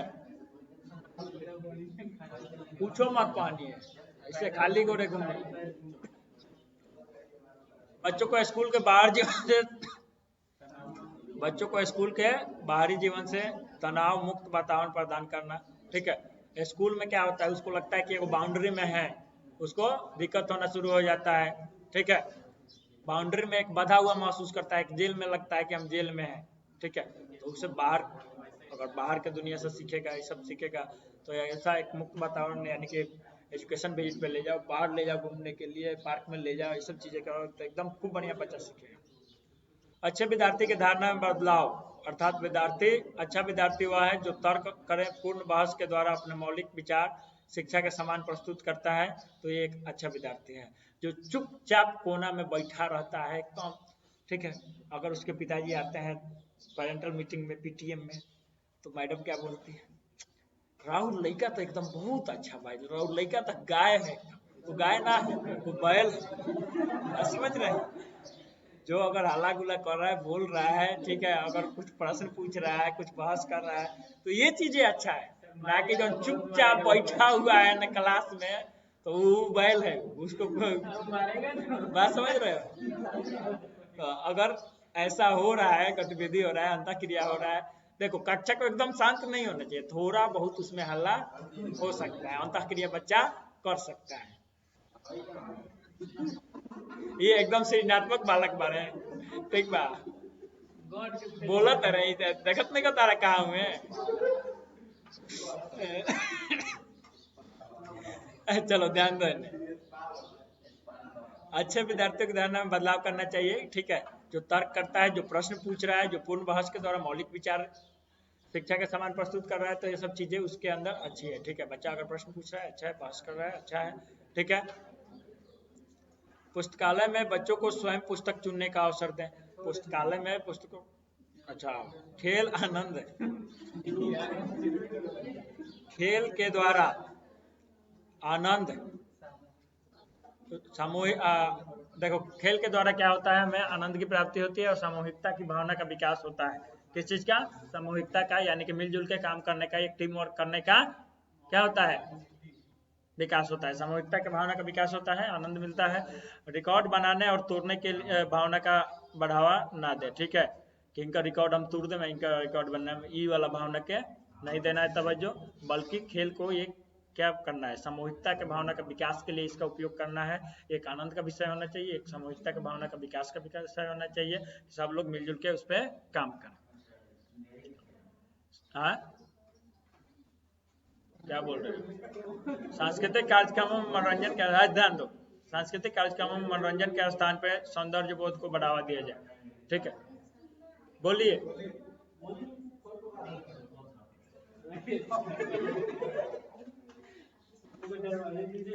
सांस्कृतिक कार्यक्रमों को मनोरंजन के स्थान पर सौंदर्य बोध को बढ़ावा दे, ठीक है। सांस्कृतिक कार्यक्रमों में मनोरंजन के स्थान पे किस चीज को? सौंदर्य बोध को बच्चा देख सके कि हाँ, व्हाट अ ब्यूटीफुल साइट, ठीक है, व्हाट अ ग्रेट सीनरी, मतलब बच्चा खुद देखे जो चीजें, उसका आनंद उठा सके, ठीक है, उसका सौंदर्य बोध उसे हो सके कि हाँ ये अच्छा है। बात समझ रहे हैं? शिक्षकों के अकादमिक संसाधन व नवाचार आदि समय पर पहुंचाया जाए, ठीक है। शिक्षकों के एकेडमिक संसाधन यानी कि जो चीजें, जो रिसोर्स हैं उसको पहुंचाया जाए, और जो चीजें शिक्षा, शैक्षिक नवाचार, दिन प्रतिदिन शिक्षा में हमारे जो चीजें आ रहा है नया नया, उससे शिक्षक को अवगत कराया जाए, शिक्षक को सिखाया जाए। शिक्षक का ट्रेनिंग जब तक बढ़िया नहीं होगा तब तक बच्चों को क्या बढ़िया से पढ़ाएगा। बात समझ रहे हैं ना? तो जितने भी शैक्षिक नवाचार आ रहा है सबको, शैक्षिक नवाचार आ रहा है सबको समय। शिक्षण अधिगम परिस्थितियों में मातृभाषा का प्रयोग किया जाए, ठीक है। सीखे सिखावे में किस चीज का प्रयोग किया जाए हो? तो मातृभाषा का प्रयोग किया जाए। सीखे सिखावे में किस चीज का प्रयोग किया जाए? मातृभाषा का प्रयोग किया जाए। और देखो, सजा व पुरस्कार की भावना को क्या कर दिया जाए? सीमित कर दिया जाए। ऐसे तो हटा ही दिया जाए, सीमित कर दिया जाए, लिमिट कर दिया जाए, हटा दिया जाए, बंद, मारना पीटना नहीं। बिल्कुल पढ़ाएं तोहरा के, खूब बढ़िया सीखबा भोजपुरी में। बात बुझा तरह लइकन के का करे के भाई, बात तो समझ में आवत है ना, सब कुछ लइकन खातिर बात लइकन के हिसाब से होके के चाहिए, ये एनसीएफ कहे, ठीक बा। लइका के बाहर के दुनिया से जोड़ो, समुदाय को समुदाय को मानवीय संसाधन के रूप में प्रयुक्त होने का अवसर दे। देखो, समुदाय को एक ह्यूमन रिसोर्स के रूप में लीजिए, मानवीय संसाधन के रूप में लीजिए। आज देखिए, देश का दुर्भाग्य भी है कि क्या है, देश में हमारे क्या होता है, सिर्फ एक हमारा ही देश है यहाँ पे ऐसा होता है कि कम बच्चे पैदा करिए, हम दो हमारे दो, ठीक है, ऐसा नारा यहाँ पे इंदिरा गांधी के समय से चलते आ रहे हैं। चलो ठीक है, बढ़िया बात है। तो देखो, ये जो मानव है ये क्या है? एक संसाधन है। जितने ज्यादा है, सुनो पहले, जितने ज्यादा लोग होंगे उतना ज्यादा हमारे समृद्धि के द्योतक है, ठीक है। इसलिए जनसंख्या कम पे ध्यान नहीं देना चाहिए, जनसंख्या अधिक पे ध्यान देना चाहिए, ठीक है।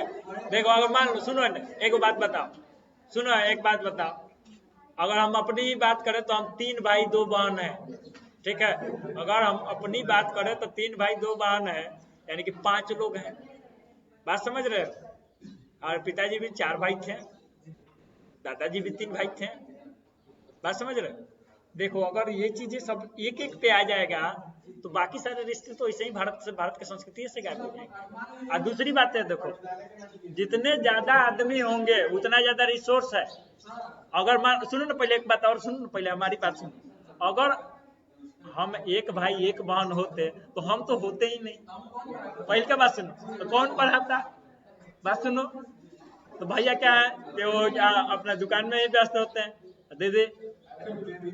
उसके बाद में अगर देखो, अगर हम लोग का और अधिक हुए तो इंद्रजीत सर देखिए, वो भी अपना शिक्षण अधिगम का काम कर रहे हैं, समाज को कुछ ना कुछ योगदान डेली दे रहे हैं, ठीक है।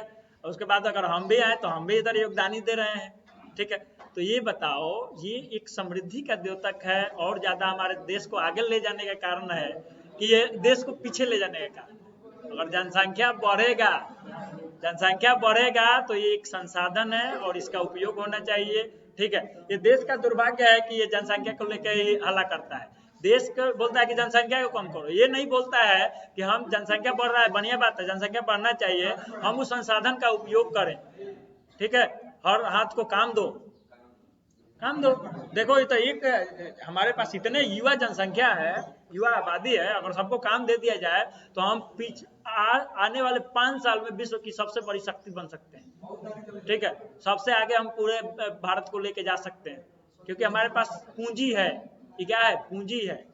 ठीक है, तो ये चीजें होनी चाहिए। ठीक है, देखिए हम एक दिन की बात आपको बता रहे हैं। एक बार पटना हम लोग जा रहे थे, सुनो ना, गर्मी लागता था, मन कर तारा गर्मी लागेला, पैसा बैंक का लगा तो गर्मी हो ना, राजा बारा लूटा था डेली लोग के गला काटा था। अच्छा ये पहले बताओ, वो तो पैसा दे ले लोग के, वो ले नहीं।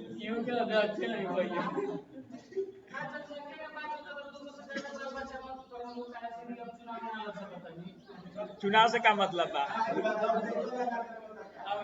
अरे वोटवा बैंक, अरे वोट बैंक रही तो नेताजी लोग आई नू। देखो एक माजी सर है हमारे, तो क्या बोलते हैं कि हमनी के 24 भाई बानी सन, ठीक बा, 34 को भतीजा बान सन, ठीक बा।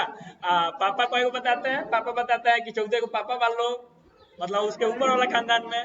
अगर और आगे की बात करें तो बोलते हैं कि दादा 7 भाई, 7 को दादा, तो ऐसे करके तो बड़ी अच्छा है। ठीक है भाई, कोई आएगा तो हमारे समुदाय में तो लगेगा ना कि इतना भाई वोट बा, बात कि ना वैसे ना। अब देखिए हर जगह, अब देखिए एक चीज हम आपको बता रहे हैं, बहुत बढ़िया बात। ठीक है, एक बार हम पटना में पहले जब पढ़ रहे थे, उस समय की बात है, तो जा रहे थे हम कहाँ से, महेंद्र से गांधी मैदान जा रहे थे, या गाय घाट से गांधी मैदान जा रहे थे। तो एक बस में बैठे थे, वहां पे बहुत सारे लोगों को मानसिकता देखे हमने। ठीक है, इसमें एक महिला थी कि हमारे 4 बच्चे हैं, हम उसी में परेशान रहते हैं, दिन भर हमारा ऐसे ही परेशाने रहते हैं। एक बोली 3 है, एक 2 है, एक है, तो बोली कि हमारे तो एक ही बार वही में हम दिन रात लागल रहे, नहीं परेशान बने। सब इतना ज्यादा बोल रही, उसके बाद में एक महिला से रहा न गया, बड़ी संभ्रांत घर की लग रही थी। ठीक है, वो अंतिम में बोली, वो अंतिम में देखो क्या बोली, इतना बात बोली कि अल्लाह के रहमो करम से मेरे 14 बाल बच्चे हैं और सभी फल फूल रहे हैं और हम बहुत खुश हैं। ठीक है, तो ये चीजें होनी चाहिए आपके अंदर कि हाँ, ठीक है, तो ये आदमी से अगुताना नहीं है, आदमी है तो आपका एक संसाधन है, और जितने ज्यादा है उतने ज्यादा आप काम कर सकते हैं। ठीक है, मुझे ये चीज बहुत अच्छा लगा।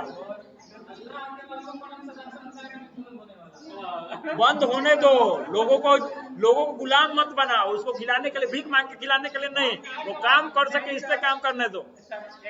ठीक है, चलो ये अपना राशन कार्ड अपना घरे रखो। कौन सी के उल्लंघन है? आज देखो एक उदाहरण सुनो, पहले एक उदाहरण और दे रहे हैं। हमारे यहाँ पे प्रति वर्ग किलोमीटर कितने लोग निवास करते हैं? लगभग 1400 व्यक्ति प्रति वर्ग किलोमीटर है। ठीक है ना? अगर हम नीदरलैंड की बात करेंगे तो वहां पे 4200 या 4300 व्यक्ति प्रति वर्ग किलोमीटर निवास करते हैं। नीदरलैंड में क्या कानून है कि बच्चा पैदा करो और इनाम लो। ठीक है, नॉर्वे वाले बोलते हैं कि अगर एक इतने से है, अगर हमारी जनसंख्या अगर कम होती जाएगी तो हम तो विश्व के पटल पे कहीं दिखेंगे ही नहीं। तो जनसंख्या बढ़ाने की बात करता है हर जगह। तो क्या ये बताओ, क्या हमारे पास इतने विभाग कम है? क्या इतने हमारे पास कमी नहीं है किसी चीज की। ठीक है, जरूरत है संसाधनों का अच्छे से उसका उपयोग करने की। ठीक है, चलो इधर अब नहीं सुनेंगे, अब आगे बढ़ो, अब बोलो।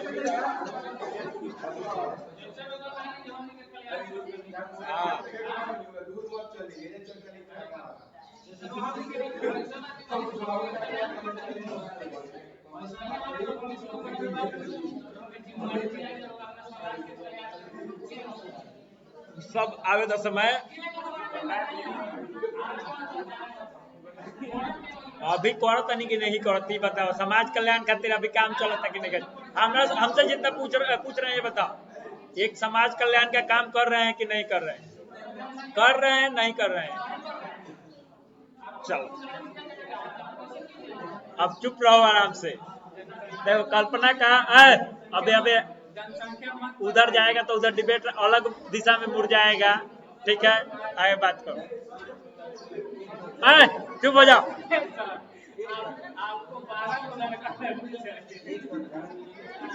अरे का है 32 को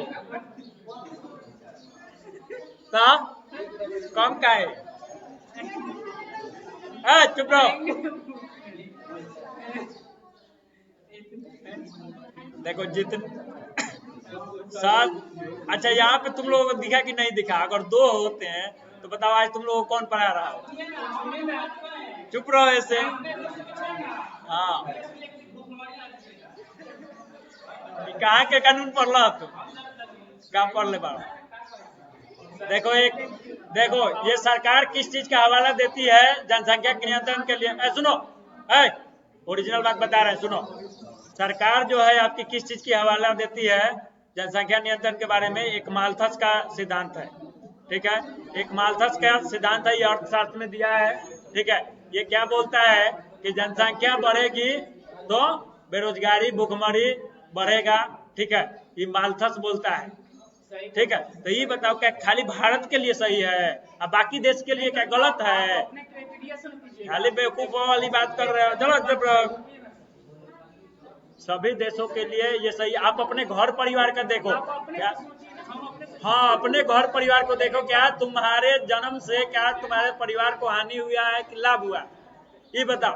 दूसरा सब कुछ छोड़ो, हम जितना पूछ रहे हैं बताओ। हानि हुआ? अगर नहीं होता तो हानि नहीं।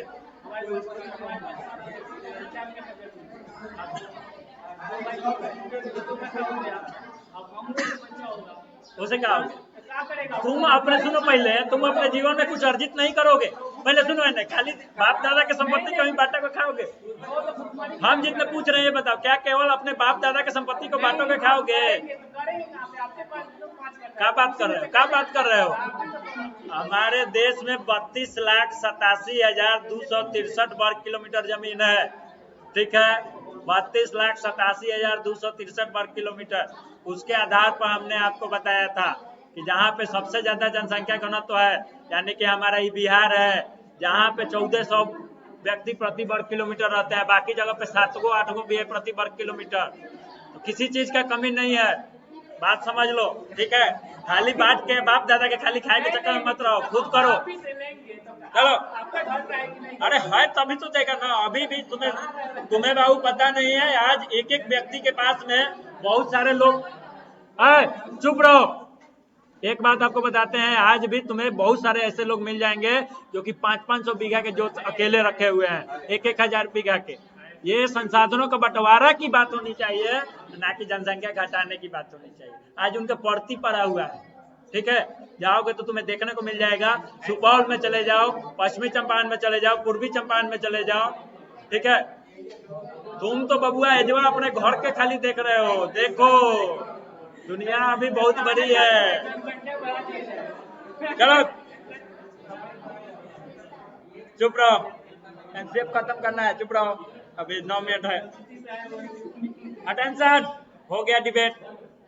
चुप रहो। मानसिक स्तर एवं योग्यता के मानसिक स्तर एवं योग्यता के अनुसार पाठ्यक्रम का क्या हो? निर्धारण हो। मानसिक स्तर, बच्चे के मानसिक स्तर को ध्यान में रखते हुए और उसकी योग्यता को ध्यान में रखते हुए क्या किया जाए? पाठ्यक्रम का निर्धारण किया जाए। शांति शिक्षा को बढ़ावा, महिलाओं के प्रति आदर एवं जिम्मेदारियों का दृष्टिकोण विकसित करने के लिए कार्यक्रमों का आयोजन किया जाए। किस लिए? शांति की शिक्षा हो। ठीक है, पढ़ने के बाद में शांति आए, बिना की मार करे लगी है। तो शांति की शिक्षा स्थापित करना है, महिलाओं के प्रति आदर और सम्मान देना है। ठीक है, महिलाओं के प्रति आदर एवं जिम्मेदारी का दृष्टिकोण विकसित करने के लिए कार्यक्रम का आयोजन किया जाए। चुप रहो। बालकों के चहुमुखी विकास पर आधारित पाठ्यचर्या होनी चाहिए। ठीक है, सभी विद्यार्थियों तो क्या होना चाहिए? समावेशी वातावरण तैयार करना चाहिए। समावेशी वातावरण में मतलब क्या है? सबको लेके चलने वाला, बिना किसी भेदभाव के, किसी भी जाति धर्म और संप्रदाय के बच्चों को बिना किसी भेदभाव के कहीं साथ शिक्षा देने वाली बात समावेशी शिक्षा होती है। समावेशी वातावरण में क्या होता है, बिना किसी भेदभाव के साथ सबके साथ समान व्यवहार वाली बात समावेशी वातावरण हो गया। ठीक है, एनसीएफ 2005 का अगर प्रमुख सूत्र की बात की जाए तो बिना भार के अधिगम, यानी कि बिना बोझ के शिक्षा, लर्निंग विदाउट बर्डन। ठीक है, अगर पाठ्यक्रम की बात की जाए तो पाठ्यक्रम सब दो शब्दों से मिलकर बना है, पढ़ने योग्य, जिसमें पाठ्य धन क्रम, जिसमें पाठ्य का अर्थ होता है पढ़ने योग्य सामग्री तथा क्रम का अर्थ होता है एक निश्चित व्यवस्था। ठीक है, तो ये पूछेगा नहीं। ऐसे करिकुलम शब्द जो है ये लैटिन शब्द से लिया गया है, जिसका मतलब होता है दौड़ का मैदान, जिसमें बच्चा दौड़े, खुद आगे बढ़े। ठीक है, पाठ्यक्रम एक ऐसा दौड़ का मैदान है जिस पर दौड़ का विद्यार्थी अपने द्वारा निर्धारित किए गए लक्ष्य को प्राप्त होता है। फ्रोबेल क्या बोलते हैं कि पाठ्यक्रम समस्त मानव जाति के गुणों का सार है। पाठ्यक्रम जो है क्या है, समस्त मानव जाति के गुणों का सार है। एनसीएफ 2005 में शिक्षक के प्रति दृष्टिकोण, शिक्षक को क्या मानना है, देखो शिक्षक ज्ञान का स्रोत नहीं अपितु एक सुगम करता है। शिक्षक क्या है, सुगम करता है। ठीक है, शिक्षक सुगम करता की भूमिका में जो सूचना का अर्थ बोध में, जो सूचना का अर्थ को क्या कर दे, सूचना को अर्थ या बोध में बदलने की प्रक्रिया में विविध उपायों द्वारा बच्चों हेतु सहायक। शिक्षक एक सुगमकर्ता के रूप में, शिक्षक एक सुविधादाता के रूप में। ठीक है, शिक्षक एक वातावरण का निर्माण करेगा जिसमें बच्चे खुद के प्रयास से चीजों को सीख सकेंगे। ठीक है, एनसीएफ 2005 में बच्चों के प्रति क्या दृष्टिकोण है जी, प्रत्येक बच्चे को सीखने की गति प्रकृति अलग अलग होती है, व्यक्तिगत विभिन्नता पाई जाती है, सब लोगों के योग्यता अभिरुचि अभिवृत्ति सब अलग अलग है और वो अपने अपने हिसाब से सीखेगा। ठीक है, तो सभी बच्चे सक्रिय रूप से पूर्व ज्ञान एवं उपलब्ध सामग्री या गतिविधियों के आधार पर अपने लिए अर्थ निर्माण करते हैं। सब लोग के अलग अलग है, अपना हिसाब से सब करता है। ठीक है, तो उसके लिए उसके पूर्व ज्ञान से जोड़ते हुए आगे बढ़ाने वाला काम करना चाहिए और व्यक्तिगत विभिन्नता का सम्मान करते हुए हमें पाठ को पढ़ाना चाहिए। ठीक है, एनसीएफ 2005 का भाषा के प्रति क्या दृष्टिकोण है, बच्चों में भाषा समझने या व्यक्त करने की कैसी क्षमता होती है जी, जन्मजात क्षमता होती है। ठीक है, एनसीएफ 2005 में गणित के प्रति क्या दृष्टिकोण है, ध्यान देने, बच्चे गणित की मूल संरचनाओं को समझने, अंकगणित, बीजगणित, रेखा गणित, त्रिकोणमिति के सभी मूल तत्व या समाधान समझने या समस्या समाधान की अनेक युक्तियां अर्थात सामान्य परिमाण, स्थिति विश्लेषण, अनुमान लगाना, पुष्टि करना आदि पद्धति मुहैया कराते हैं। ये सब पद्धति अच्छा है, पेडागोगी में ये आएगा तो आप मार भी दीजिएगा। ठीक है, देखिए इसमें गणित के क्या उद्देश्य है इसकी बात करेंगे हम। ठीक है, तो गणित की विभिन्न शाखाओं जैसे बीज गणित, संख्या, त्रिकोणमिति और ज्यामिति, असतत गणित और संभाव्यता और आंकड़ों से अवधारणाओं को समझना और दिखाना चाहिए। और देखो अपरिचित और परिचित दोनों स्थितियों में समस्याओं को हल करने के लिए उचित गणितीय कौशल और अवधारणाओं का उपयोग करें। ठीक है, अपरिचित जो चीजें नहीं दिखा है, जो दिख रहा है, दोनों वातावरण दोनों स्थितियों में क्या करना है, बच्चों को समस्याओं के हल करने के लिए उचित गणितीय कौशल और अवधारणाओं का उपयोग करना सिखाना है। ठीक है, समस्या समाधान के सामान्य नियमों को सही ढंग से चुनें और लागू करें। समस्या समाधान के सामान्य जो नियम है उसको सही ढंग से चुनना है और उसको किस प्रकार से क्या करना है, समस्याओं को हल करने में उसका उपयोग करना है, ये चीज देखना है। छात्रों को तर्क और कल्पना में अमूर्तता की कल्पना करना, गणित में क्या होता है, अमूर्त चीजों के बारे में ही होता है, तो छात्रों के तर्क और कल्पना में अमूर्तता की कल्पना करना और समस्याओं को हल करना सिखाना चाहिए। ठीक है, विभिन्न प्रकार के गणितीय प्रतिनिधि जैसे आरेख, सूत्र, चार्ट और टेबल, मॉडल और ग्राफ का उपयोग करना सिखाना चाहिए, जो कि शिक्षण सामग्री जो होती है हमारी टीचिंग शिक्षण अधिगम सामग्री। एनसीएफ 2005 जो विज्ञान के क्या उद्देश्य है इसकी बात करेंगे अब आगे। विज्ञान के विषय क्या होता है, देखो विज्ञान और ईवीएस दोनों में ये चीजें आपको ध्यान देने वाली बात है, दोनों में इसका उपयोग होगा। कौशल प्राप्त करने और वैज्ञानिक ज्ञान के सत्यापन और पीढ़ी के लिए अग्रणी प्रक्रियाओं और तरीकों को समझने के लिए, विज्ञान के विकास और ऐतिहासिक परिप्रेक्ष्य का निर्माण करना, विज्ञान के विकास और ऐतिहासिक परिप्रेक्ष्य का निर्माण करना, प्रौद्योगिकी टेक्नोलॉजी विज्ञान और समाज के इंटरफेस में वैश्विक और स्थानीय मुद्दों को संबंधित और सराहना करने के लिए। प्रौद्योगिकी का इस्तेमाल किस लिए होना चाहिए, विज्ञान और समाज के इंटरफेस, ठीक है, समाज के बीच में वैश्विक और स्थानीय मुद्दों से संबंधित और सराहना करना चाहिए। ठीक है, को किस चीज से, वैश्विक और स्थानीय मुद्दों से संबंधित करना चाहिए और उसका सराहना करना चाहिए।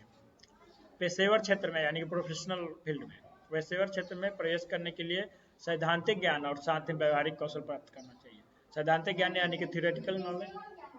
प्रोफेशनल किसी काम को करने के लिए, जैसे अगर आप एज ए टीचर, आप पेशे से क्या है, शिक्षक हैं, ठीक है, तो ये पेशेवर अगर शिक्षक के रूप में प्रवेश करना चाहते हैं तो उसके प्रति जो सैद्धांतिक ज्ञान है, जो चीज़ें आप सिद्धांत आज बाल विकास और अन्य चीज़ों में पढ़ रहे हैं और उसका व्यवहारिक जीवन में भी उसका उपयोग करना आपको आना चाहिए। व्यवहारिक कौशल भी आपके अंदर होना चाहिए कि किस प्रकार से बच्चों को उस तरीके से आप पढ़ा सकें, उस तरीके से समझा सकें और बच्चों को समझ सकें और बच्चे क्या चाहते हैं उसका लिए आप कुछ कर सकें, ठीक है, ये चीज़ें होता है। तो उसी प्रकार से अन्य सारी चीज़ों में भी टेक्नोलॉजी का उपयोग किया जाता है।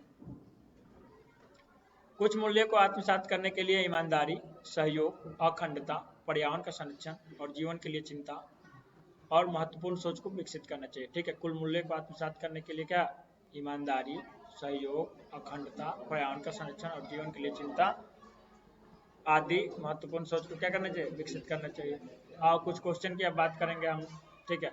तो विद्यालय शिक्षा का अब तक का नवीनतम राष्ट्रीय दस्तावेज कौन सा है, एनसीएफ 2005। इसके अध्यक्ष कौन थे, प्रोफेसर यशपाल। ये किसके निर्देशन में बना था, प्रोफेसर कृष्ण कुमार, एनसीईआरटी के उस समय निदेशक थे, ठीक है। इस मंत्रालय के पहल एनसीएफ 2005 तय कौन किया था, उस समय मानव संसाधन विकास मंत्रालय हुआ था। अभी इसका नाम बदल के फिर से क्या कर दिया गया है, शिक्षा मंत्रालय कर दिया गया है, ठीक है। इसके पहले क्या था, मानव संसाधन विकास मंत्रालय। एनसीएफ 2005 का प्रमुख सूत्र क्या है, बिना बाहर के अधिगम, बिना बोझ के शिक्षा, लर्निंग विदाउट बर्डन। एनसीएफ 2005 का प्रारंभ रविन्द्रनाथ के टैगोर के किस निबंध से शुरू होता है, सभ्यता और प्रगति, ठीक है। तो एनसीएफ 2005 में किस चीज़ पर बल दिया गया है, शांति के लिए शिक्षा पर बल दिया गया है। एनसीएफ 2005 में बताया गया है कि सपनों के भारत को धरातल पर उतारने की युक्ति क्या हो सकती है, ठीक है, कि हमारे सपनों का भारत जो है उसको कैसे धरातल पर उतारा जाए, किस प्रकार से आप अपने शिक्षा और अधिगम प्रक्रिया को और आगे बढ़ाया जाए। एनसीएफ 2005 के अध्याय विद्यालय एवं कक्षा का वातावरण में बताया गया है क्या, वातावरण के भौतिक और मनोवैज्ञानिक आयाम अधिगम को कैसे प्रभावित करते हैं, ठीक है। करिकुलम शब्द किस भाषा का है, तो लैटिन भाषा का है। सामाजिक अध्ययन शिक्षण का राष्ट्रीय पाठ्यक्रम कब बनकर तैयार हुआ था, एनसीएफ 2005 में सामाजिक अध्ययन में कौन से मुद्दों को शामिल करने की अनुशंसा की गई थी, सभी स्तर के विद्यार्थियों में लैंगिक एवं स्वास्थ्य संबंधी मुद्दे। एनसीएफ 2005 की कार्यशाला कहाँ पर आयोजित की गई थी, एनसीईआरटी नई दिल्ली। यशपाल शर्मा समिति में कुल कितने सदस्य थे, तो 38 सदस्य थे। पाठ्यक्रम निर्माण की आवश्यकता क्या है, शिक्षा के उद्देश्यों की प्राप्ति हेतु। एनसीएफ 2005 की भाषा फार्मूला, त्रिभाषा फार्मूला, कौन सी फार्मूला पे, त्रिभाषा फार्मूला, 3 भाषा, प्रथम भाषा, द्वितीय भाषा और तृतीय भाषा है, ठीक है। क्रमशः क्या है, प्रथम भाषा हिंदी हमारी, ठीक है, जो कि राष्ट्रीय भाषा या राज्य की भाषा, या हिंदी को हम, हिंदी क्या है, राजभाषा है। अभी कोई अपने देश की कोई भी वर्तमान में राष्ट्रभाषा नहीं है, ठीक है। द्वितीय भाषा में हम अंग्रेजी का उपयोग करते हैं, इसको सह राजभाषा भी बोला जाता है, सह राजभाषा भी बोला जाता है, ठीक है। और तृतीय भाषा में कोई स्थानीय भाषा, पंजाबी, संस्कृत, तमिल आदि किसी भी चीज़ का प्रयोग आप कर सकते हो। एनसीएफ 2005 में सुझाव दिया गया है कि सूचना को मानने से बचा जाए, सूचना को ज्ञान मानने से बचा जाए, सूचना को ज्ञान मानने से बचा जाए। एनसीएफ 2005 में किन शिक्षण सूत्रों को अधिकतम प्रयोग का सुझाव दिया गया है, ज्ञात से अज्ञात और मूर्ख से अमूर्ख। एनसीएफ 2005 के अनुसार मार्गदर्शक सिद्धांत में निहितार्थ है क्या, ज्ञान को स्कूल के बाहरी जीवन से जोड़ा जाए। एनसीएफ 2005 के अनुसार बच्चों की गलतियाँ क्यों महत्वपूर्ण है, या समाधान को पहचानने में सहायता करता है या बच्चों की अंतर्दृष्टि देता है, ठीक है, बच्चा क्या और कैसे सीखता है इस चीज़ को बताने का काम करता है एनसीएफ 2005 में गलतियाँ यानी कि त्रुटियाँ। शिक्षा बिना बोझ के एनसीएफ 2005 का प्रमुख स्रोत है, जिसका अर्थ है क्या, पाठ्यचर्या के बोझ को कम किया जाए। एनसीएफ 2005 सिफारिश करता है कि प्राथमिक स्तर पर गणित की शिक्षा का केंद्र होना चाहिए क्या, कक्षा में पढ़ाए गए टॉपिक्स को विद्यार्थियों को दैनिक जीवन से जोड़ना, बच्चों के दैनिक जीवन से जोड़ना, बच्चों के वास्तविक जीवन से जोड़ना। गणित शिक्षण के बारे में बताया गया है कि गणित शिक्षण महत्वाकांक्षी, सुगमता और महत्वपूर्ण होना चाहिए। यहाँ महत्वाकांक्षी शब्द का क्या मतलब है, गणित के उच्च उद्देश्य या लक्ष्य की प्राप्ति करना क्या है, महत्वाकांक्षी का अर्थ है। एनसीएफ 2005 में गणित की लंबी आकृति का क्या मतलब है, एकता संकल्पना पर दूसरी संकल्पना बनाना, ठीक है, गणित की लंबी आकृति यानी एकता संकल्पना पर दूसरी संकल्पना बनाना। एनसीएफ 2005 के अनुसार सीखना क्या है? मानसिक विकास, शिल्प कला केंद्र और व्यवसाय क्या है?